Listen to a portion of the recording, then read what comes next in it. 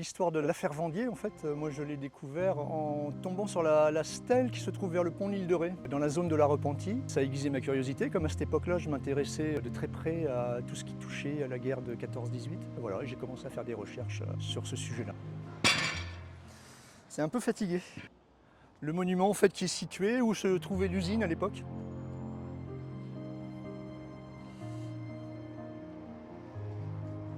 On arrive à lire encore un peu en mémoire des victimes de l'explosion de la poudrerie Vendier. On voit toutes les citernes là-bas, c'était exactement comme ça déjà à l'époque. Les citernes, après l'explosion, elles étaient complètement comme fondues, quoi. À La Rochelle, au cimetière de la Rossignolette, quelques traces subsistent d'un drame aujourd'hui largement oublié. Le 1er mai 1916, en pleine guerre mondiale. Les noms des victimes, on va les trouver sur ce monument-là.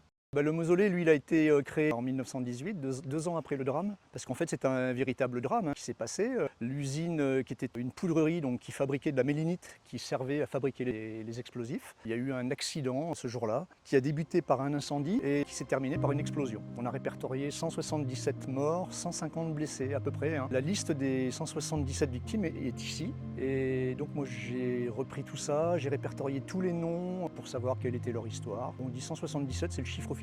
Il y en a eu sûrement plus qui sont morts dans les semaines, les mois après, certainement de blessures, parce qu'il y a des gens qui ont été très très grièvement blessés. Donc c'était une véritable catastrophe. On a entendu l'explosion à 30 km à la ronde. Tout le quartier de la Palisse, beaucoup de maisons se sont à moitié écroulées. Même les vitraux de la cathédrale se sont fissurés. Enfin, il y a eu beaucoup de dégâts, beaucoup de dégâts. Les pompiers sont arrivés et les premiers témoins, c'était une horreur en fait. C'était comme un champ de bataille avec des corps disloqués. Il y a même des gens qui ne sont pas retrouvés. Alors l'incendie, on ne sait pas, et c'est accidentel. Est-ce que quelqu'un a acheté son mégot de cigarette? C'est certainement une action humaine. L'explosion a eu lieu à peu près 20 minutes après l'incendie. Donc les pompiers ont eu le temps d'arriver. À cette époque-là, les ingénieurs, les chimistes considéraient que la mélinite ne pouvait pas exploser comme ça si elle prenait feu, ce qui était une erreur en fait. Après l'incendie, ça a été l'explosion dans un deuxième temps. Et c'est là qu'il y a eu toutes les victimes. Et pas seulement dans l'usine Vendier d'ailleurs, dans les usines aux alentours.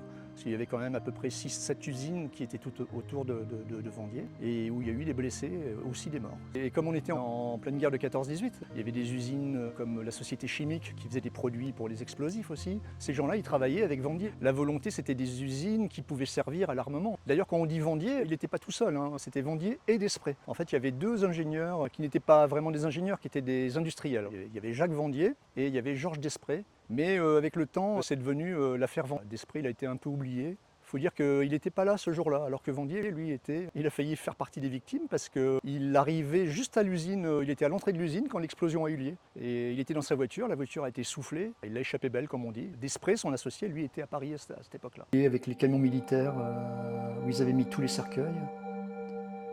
Voilà. En fait, tous les corps des victimes avaient été entreposés à la gare maritime.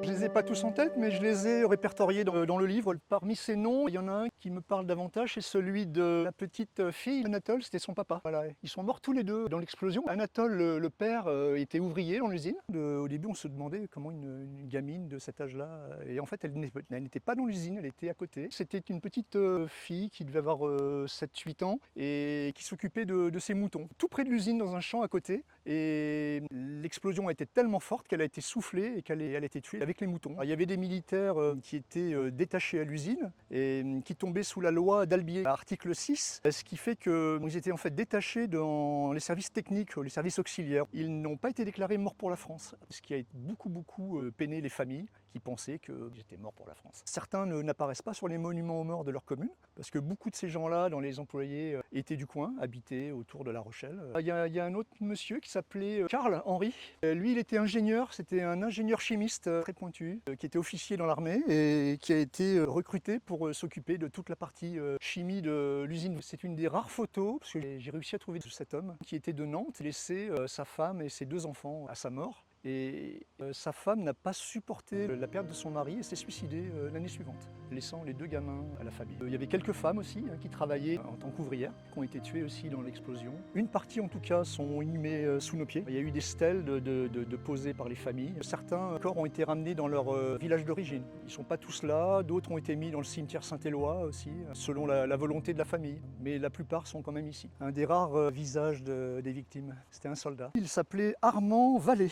Il était soldat au 138e d'infanterie territoriale de La Rochelle et c'est à peu près le seul dont on voit le visage ici. J'ai mis beaucoup de temps à savoir qui c'était parce que sur 177 victimes, eh ben, ma foi, c'était pas évident. Les inscriptions qu'il y avait à l'époque ont été effacées avec le temps. J'avais fait paraître un article dans les Écrits de l'Ouest et il y a un monsieur qui savait qui c'était. C'était quelqu'un de sa famille qui m'a envoyé l'identité que j'ai retrouvée après sur le monument et à qui j'ai pu enfin donner un nom, mais ça a mis du temps. Avec ses recherches et son roman, La voiture de Vendier, Bruno Bavrel fait revivre cette histoire longtemps restée dans l'ombre à La Rochelle.